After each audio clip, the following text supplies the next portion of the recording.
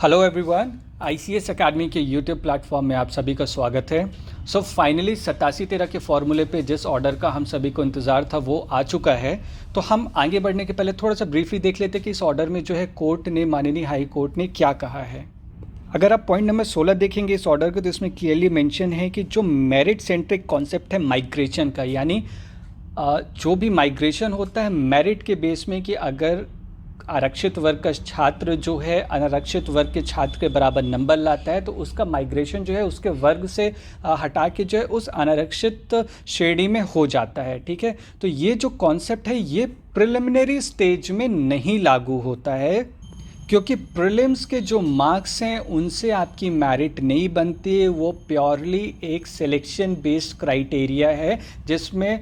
Maximum बच्चों की छटनी कर दी जाती है। तो जो मेरिट सेंट्रिक माइग्रेशन है वो प्रीलिम्स के स्टेज में वैलिड नहीं होता है,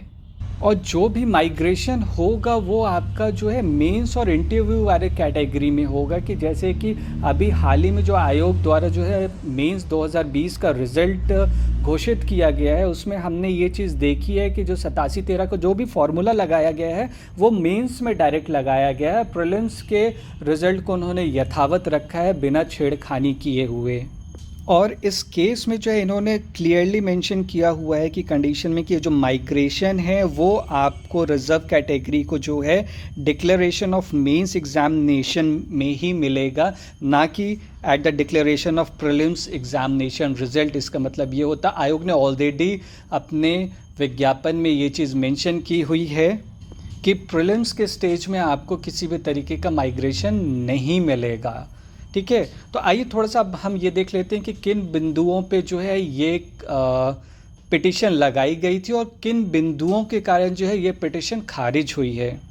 ये पिटिशन जो है एक कंटेम्प्ट पिटिशन थी, जो कि रोस्टर का जो ऑर्डर आया था 7 अप्रैल 2022 को, उसके विरुद्ध में लगाई गई थी कि आयोग ने जो है उस ऑर्डर की अवमानना करते हुए जो है नया फॉर्मूला 87-13 का लेके आया है, जिसमें जो है 13% जनरल वाली कैटेगरी में सिर्फ जनरल के छात्र हैं, जो कि एक अघोषित रोस्टर क्रिएट करता है, और उसमें जो है आरक्षित वर्ग के छात्रों को शामिल नहीं किया गया था। तो इस बेसिस पे जो है एक कंटेम्प्ट ऑफ कोर्ट हो रहा है, आयोग द्वारा जो है उस ऑर्डर का अवमानना की जा रही है, उसके विरुद्ध में ये पिटिशन लगाई गई थी। अब पिटिशनर्स द्वारा जो है जो सपोर्टिंग केस का जो है मदद ली गई थी, कि जिसके बेसिस में जो है ये चीज़ जो है वो ये शो कर रहे थे कि 87-13 का जो फॉर्मूला है, आघोषित रोस्टर का जो फॉर्मूला है वो क्यों अवैध है। तो उन्होंने जो है एक केस है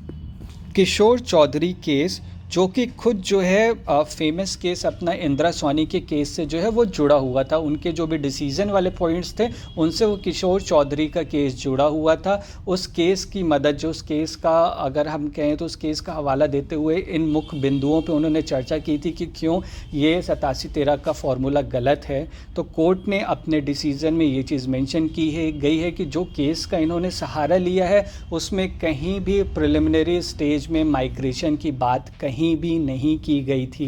ठीक है, उसमें जो मेरिट सेंट्रिक की बात हुई थी वो हमारा मेंस और फाइनल रिजल्ट में तो है, पर लेकिन प्रीलिम स्टेज में जो माइग्रेशन की बात की गई है ऐसी कोई भी चीज़ जो है उस इंदिरा सोनी वाले केस में मेंशन नहीं है। जैसे कि आप इस लाइन में देख पा रहे होंगे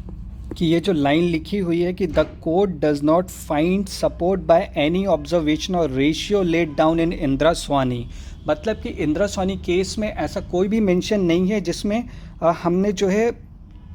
ये पॉइंट अगर आप देखेंगे, which the right of migration can be availed bye reserve category candidates. ऐसी कोई भी चीज़ इंदिरा सोनी केस में मेंशन नहीं है जिसमें राइट टू माइग्रेशन मेंशन किया हो रिजर्व कैटेगरी को। और यही केस का सपोर्ट जो है किशोर चौधरी केस में लिया गया था, जिसमें जो है आप right of migration is available at even preliminary examination stage. ठीक है, तो उसमें ये चीज़ कही गई थी कि राइट टू माइग्रेशन जो है प्रीलिम्स एग्जाम में भी अवेलेबल है, बट कोर्ट जो है उसका प्रीवियस केस जो सुपरसीडिंग केस है इंदिरा सोनी केस का हवाला देते हुए कोर्ट इस डिसीजन में आता है कि किशोर चौधरी केस में जो है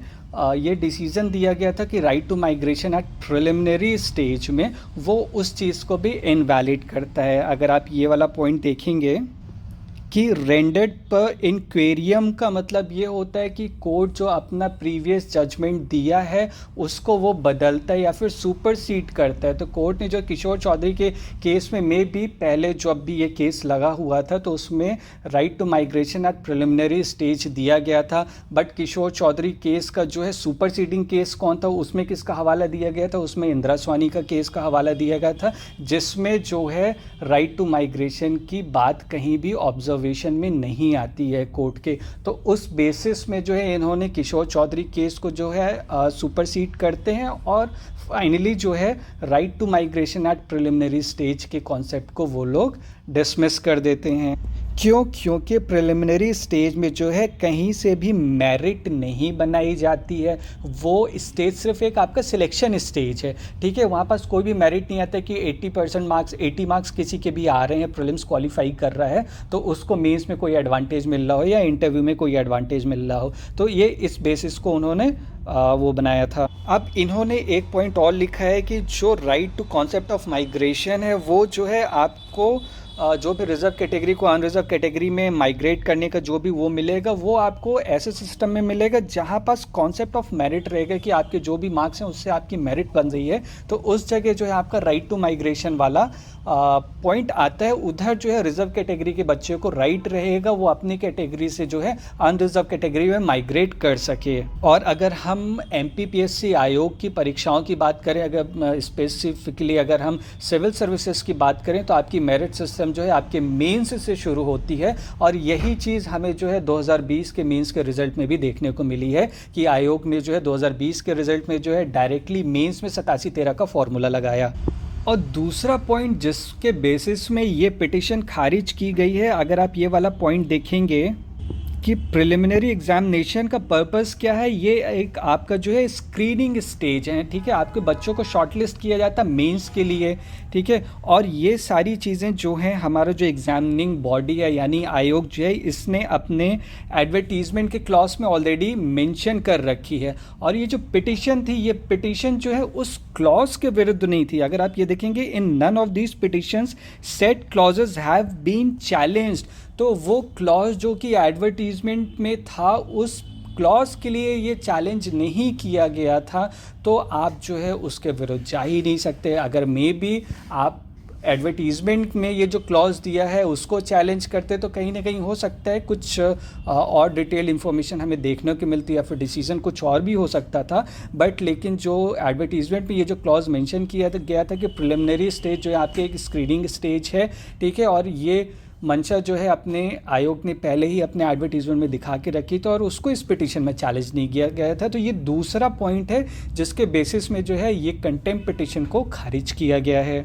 और ओवरऑल ये कहा गया the mains examination is the one where comparative merit of candidates is assessed and the select list prepared thereafter is the one where right to migrate can be claimed by reserve category candidates securing equal or more marks than unreserve category qualified candidates. इसका मतलब क्या होता है कि आपको mains examination में एक reserve category के बच्चे को ये राइट रहेगा कि वो राइट टू माइग्रेट वहाँ पास अवेल कर सकता अगर उसके मार्क्स जो है अनरिजर्व कैटेगरी के बराबर या उनसे ज़्यादा मार्क्स आ रहे हैं। तो ओवरऑल ये जिस्ट था जिन दो मुख्य बिंदुओं पर ये पिटिशन खारिज की गई थी। और राइट टू माइग्रेशन है पर वो इस ऑर्डर से जो है आपको ये बताता है कि मेंस से आपको मिलेगा, जो कि हमें 2020 के रिजल्ट में भी देखने को मिला है।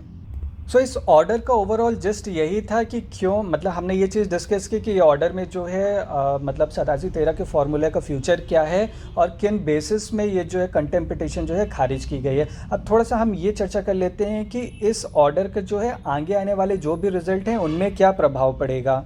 अगर हम शॉर्ट टर्म में देखें तो आयोग के लिए जो है उनकी प्रक्रियाएं काफ़ी हद तक थोड़ी सी आसान हो गई हैं। मैं तो ये नहीं कहूँगा कि काफ़ी हद तक आसान हो गई, क्योंकि फ़ाइनल मेरिट बनाने में आपको अभी भी काफ़ी अड़चनें आएंगी। पर लेकिन हाँ, अगर प्रीलिम स्टेज से आपका 87-13 का फॉर्मूला लगता है तो मेंस में जो मेरिट सिस्टम है वो बनाने में काफ़ी ज़्यादा टेक्निकलिटी आ रही थी, जिसके कारण से 20 का रिजल्ट काफ़ी टाइम से करीब 7 या 8 महीने तक रुका हुआ था। ये थोड़ा सा प्रक्रिया को थोड़ा सा फास्ट कर देगा, पर सारी प्रक्रियाएं तभी क्लियरली होने पाएंगी जब ये 27 और 14 वाला जो भी केस हमारा चल रहा है वो जब तक उसका फाइनल ऑर्डर नहीं आएगा तब तक चीज़ें थोड़ा सा डाइसी तब भी रहेंगी। बट हाँ, जो प्रक्रिया थी, जैसे बेंस का रिज़ल्ट काफ़ी टाइम तक रुका हुआ था, इस टाइप की प्रक्रियाओं में थोड़ी सी तेज़ी आ जाएगी।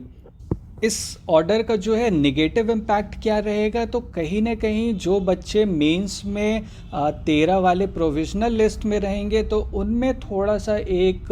क्या कहेंगे, पूर्वाग्रह, जिसको प्रेजुडाइज कहते हैं, कहीं ना कहीं आपको ये पहले से ही पता चल जाएगा जो प्रोविजनल लिस्ट में बच्चा रहेगा उनके मार्क्स कहीं ना कहीं आपके मेन लिस्ट के बच्चे से कम रहेंगे। ठीक है, सीट डिवीज़न तो जो रहेगा रहेगा, बट ये चीज़ें भी थोड़ा सा डाइसी रहेंगी। अब पता नहीं इसको आगे कैसे क्या सॉर्ट किया जाएगा, ये तो समय ही बताएगा, पर इन केसेस में, इन बिंदुओं में थोड़ी सी दिक्कतें आएंगी। तो आई होप यहाँ तक आपको इस ऑर्डर का जिस्ट समझ में आ गया होगा कि ये केस क्या था और किन बिंदुओं पे जो है कोर्ट ने 87-13 के फॉर्मूले को खारिज किया है, और आगे जो है हमारा भविष्य जो है इन रिज़ल्टों को लेके जो है हमारा भविष्य में क्या क्या चीज़ों हमें देखने को मिलेंगी। धन्यवाद।